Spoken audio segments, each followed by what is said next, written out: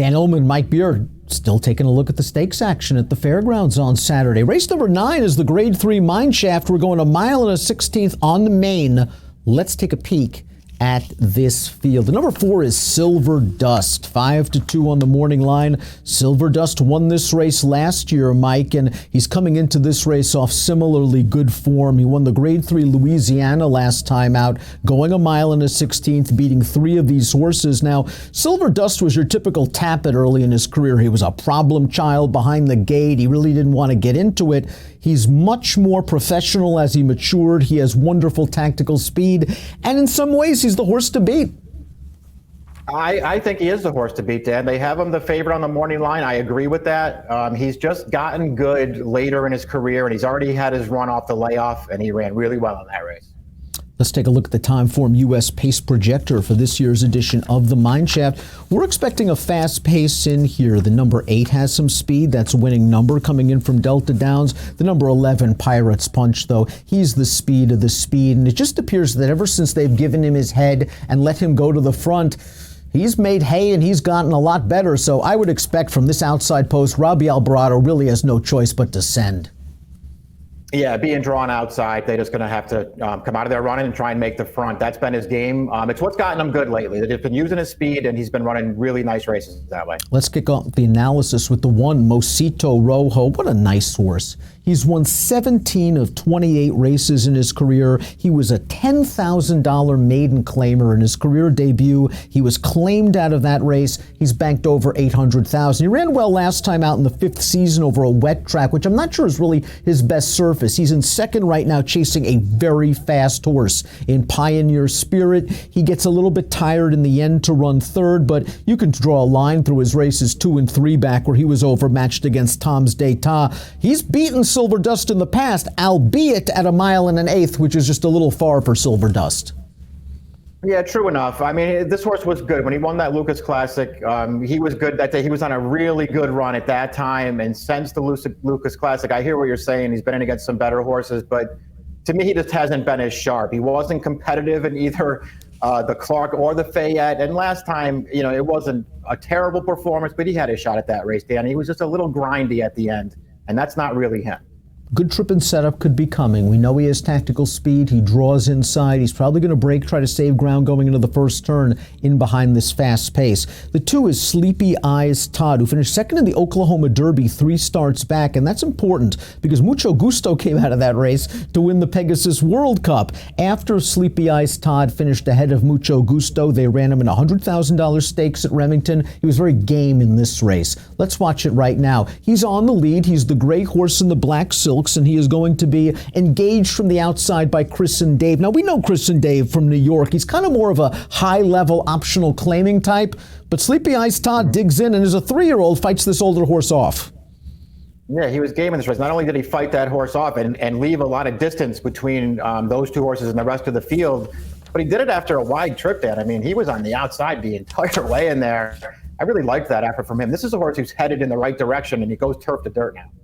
Gunnet costs $2.6 million as a Keeneland September yearling. He is a son of Tappet. He's got a beautiful pedigree. He just hasn't broken through just yet. They tried to put him on the lead last time out in the Louisiana Stakes. Maybe that didn't work out. I didn't really think they were going that fast early. Perhaps he's more effective from off the pace, and those are the tactics Ricardo Santana is going to use on Saturday.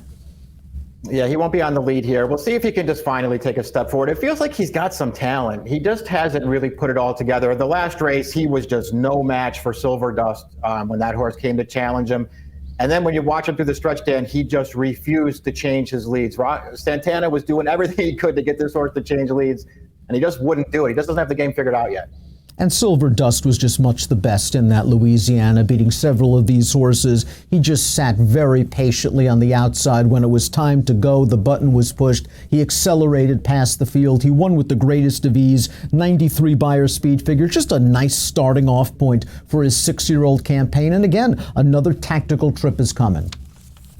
Yeah, he's going to get a good trip in this race. He's in really good form right now. He really likes this track. This is a great distance for him. There's just a lot to like about this horse. I have no knocks on him whatsoever. Ryland was third in last year's edition of the Risen Star, a winner 2 starts back in an off-the-turf race, a 4-horse field where he was able to get close to a slow pace and was just better than those horses. Last time out in the Louisiana, they tried to get him up close again. They're taking the blinkers off. I think they like him as sort of a mid-pack one-run type. We'll see how that works for him here. He's a little bit slow on paper. Yeah, he just really isn't fast enough to win this race. I don't know what kind of trip he's going to get in here. They've been sort of putting him more forward in his last 2 starts with sort of mixed results.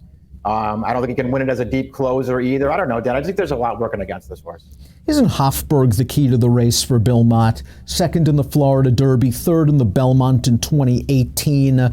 And he missed most of his 2019 campaign. He only ran once as a 4-year-old, and it was pretty good at Saratoga off a long layoff going 9 furlongs. Here's Hofburg in the Juddmonte Silks. He's splitting horses, and yes, he's supposed to beat these horses, but he's also supposed to be getting a little bit tired at the end of this race, and I don't really think he is. I think he's finding his best stride right here. 1 mile and an eighth is very good for Hofburg. We know he is a classy horse. Do you think 1 mile and a 16th here is just sort of a starting off point for him, or do you think Bill Mott's going to have him cranked and ready to go? Because if he does, he can easily win this on talent alone.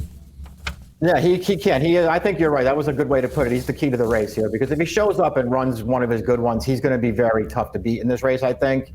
I agree with your assessment of his Saratoga race too last summer, because that was just a field that couldn't beat him. If you knew that if Hofburg came back and ran any kind of a race, he was never going to lose to them. But I just like the way that he won it. He looked really good there. I'm surprised that we didn't see him again after that. Dan, if he runs his race in here, he's going to be really hard to beat.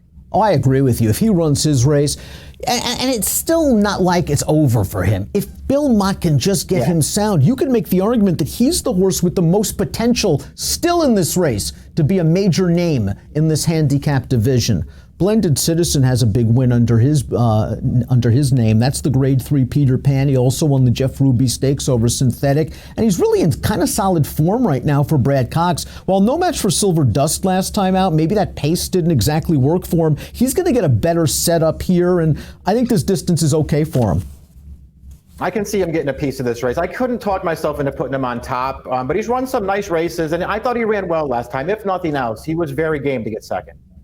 Winning number is the number 8, very lightly raced Son of Speightstown. A little bit disappointing last time out in that he lost at 9-10. We're going to watch that race from Delta Downs right now, but consider that this is his first race since July, where he finished first in the Iowa Derby and was disqualified. So he had every reason to get a little bit tired in the stretch.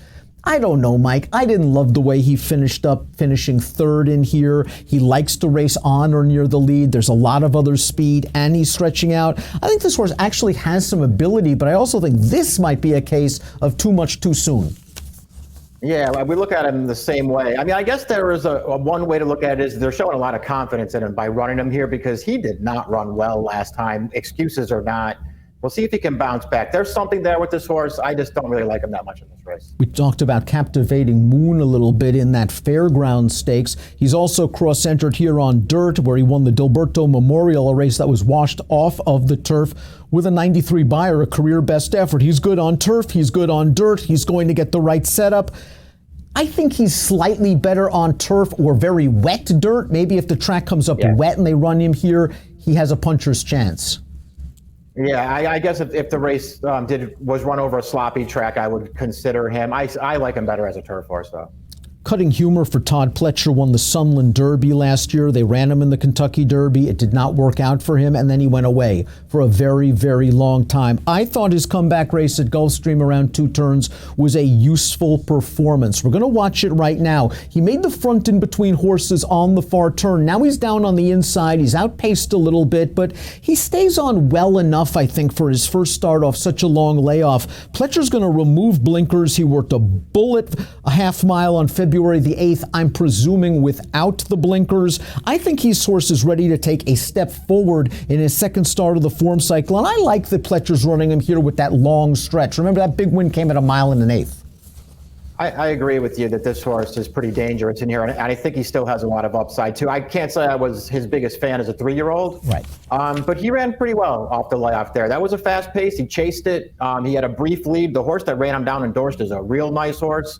Some things to like about Cutting Humor for sure.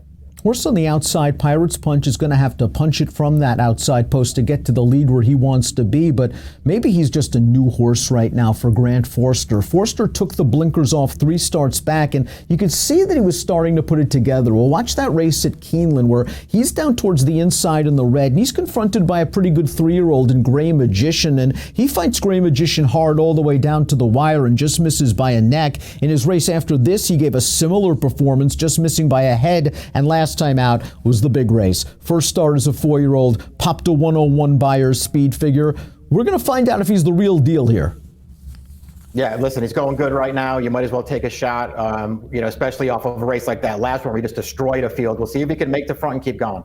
Let's take a look at our top selections for the Grade 3 Mineshaft. I like Cutting Humor's last race for Todd. I want to see what he does second off the layoff without the blinkers. I want to see what he does with a little bit of pace in front of him. Maybe he can come with a kick. Hofburg, boy, he has credentials. He's coming off a layoff, but he's won off layoffs before. And I think with horses like this, you don't waste races prepping because you never know when he's going to run again.